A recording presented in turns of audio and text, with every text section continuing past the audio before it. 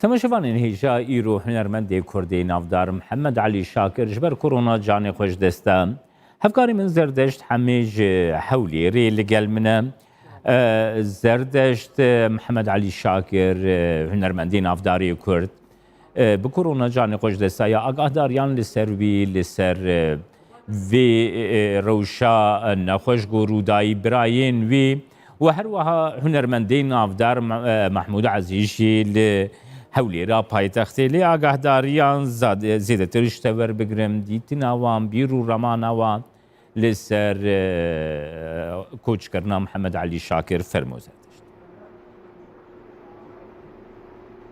دنباش جمال بیگمان کوچا هنرمند محمد علی شاکر و موزیکجان کردی نافدار دنگک مزن لپی خوانی هوله تایبتی رو همی حس کرین وی تایبت گلی روجاوه کردستان گلک خمبارن تروپلن جواکی ودیکی همیان وینن هنرمند محمد علی شاکر دانینه هلبت برای وی هنرمند نافدار یک کرد محمود عزیزی دینال گلم بل هولی را پایتخت از بزان بم جبو کوچا رحمتی برای خود چد بیجه پیاماوی چیه جبو دوستو حس کرین هنرمند محمد علی شاکر چد بیجه ماموسا محمود عزیز هگر کرم که پیش کامیره دست بک استری و ساقبه تدخوازیش بوه که چه ببیجی از زانم هسته که نخوشه به نخوشیه که خراب کرونا کو جان خوش دست ده همی کس خمبار کریه پیامت چیه از بنی ماموسا محمد علی شاکر نشکیسی متنه چوش کیسی ملت کردی بتوایی چو ستونک ستونه هنری بود ناف هرچه پرچه کردستانه ده و کانی استران ابو استران گلک دا هنرمند دا هنرمند گلک پینافدار بون یک جوان از محمود عزیز شاکر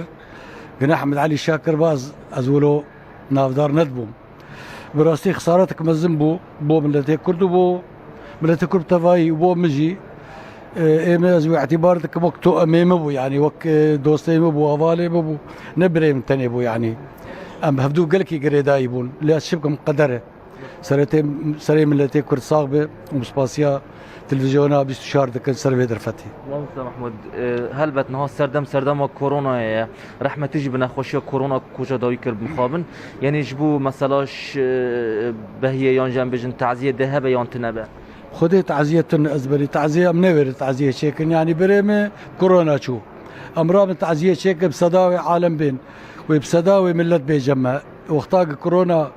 يك بيك ويقش بيك اما بابن سبب ام نوير براسيش تربيشم فايك تليفوني فك ام سباسياوي دكن وم اعتبار بكن هات وسرسره وسرشعبه از خوازم ويا كيجي بزنبم هري داوي جاره هري داوي تكنجي تاوديت ونشاوا ونقلب اخرين وبحثوا تشتكر از خوازم بحثوا في بيراني نبكم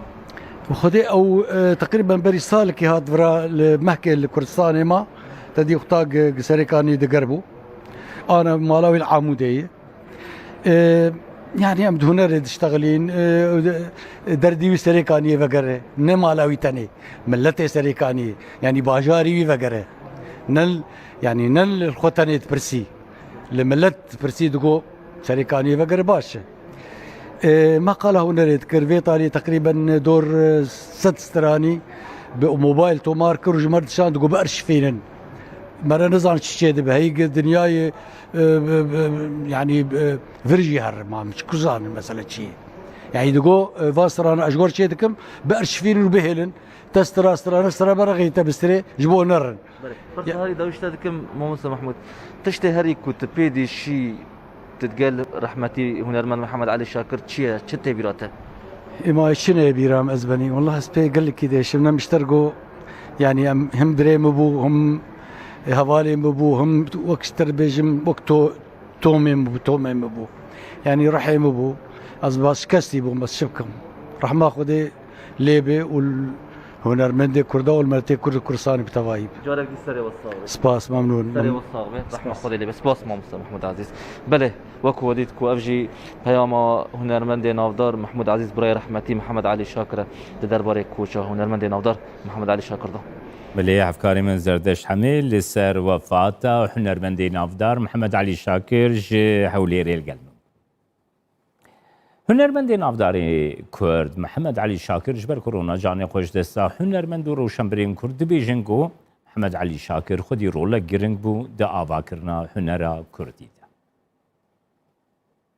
پشتی درباز کرنا بدهین سالان di jiyana hunerî de. Hunermendê Kurdiyê navdar Mihemed Alî Şakir koça dawî kir. Bi dehan hunermend û rewşenbîr beşdarî rêwresman bûn. û tevahiya wan tekezî ser rola Mihemed Alî Şakir di avakirina hunera Kurdî de kirin. Ez bawer nakim bi gelekî bi hêsanî goh bi kes bikaribe cihê Mihemed Alî Şakir dagire ji ber ku ewî ji rengên klasîk rengê nûjen di strana Kurdî de afirand û ev dora 5-6 salî ye ku wek aniyekê diherike û ne li ser asta Rojavayê Kurdistan bi tenê berê li ser asta her çaperçeyê Kurdistanê xwediyê rengekî taybet bû. Mihemed Alî Şakir di rêka huner û stranên xwe de nûnertiya êş û derdê gelê xwe dikir. Her wiha xwedî hest û ritmekî cuda bû ku cihê wî dê vala bimîne û kesek dê nikaribe şûna wî bigire. يعني هنرمندگی مزن و قدر بلند وك ماموسا محمد علي او قصة ستران و او قصة ايشا قلي خوا ايشا ملتي خوا كاريبو بين زمان ابينا ملتي خوا هنرا ملتي خوا چاندا ملتي خوا براستي والا بوني كبهل يعني Hunermend Mihemed yek ji stûnên strana Kurdî bû. Nemaze di dema veguhestina helbestê bo stranê. Li gel gelek hunermendên navdar wek Mihemed Şêxo, Saîd Yûsif û hin navên din. Di sala 1946 de li bajarê Serêkaniyê hunermend Mihemed ji dayîk bûye. û di temenê 73 salan de piştî pêketina wî bi vayrosa korona li dûrî bajarê xwe dagirkirî oxir ji cemawerê xwe xwest û li goristana bajarê Amûdê hat veşartin û çû ber dilovaniya Xwedê.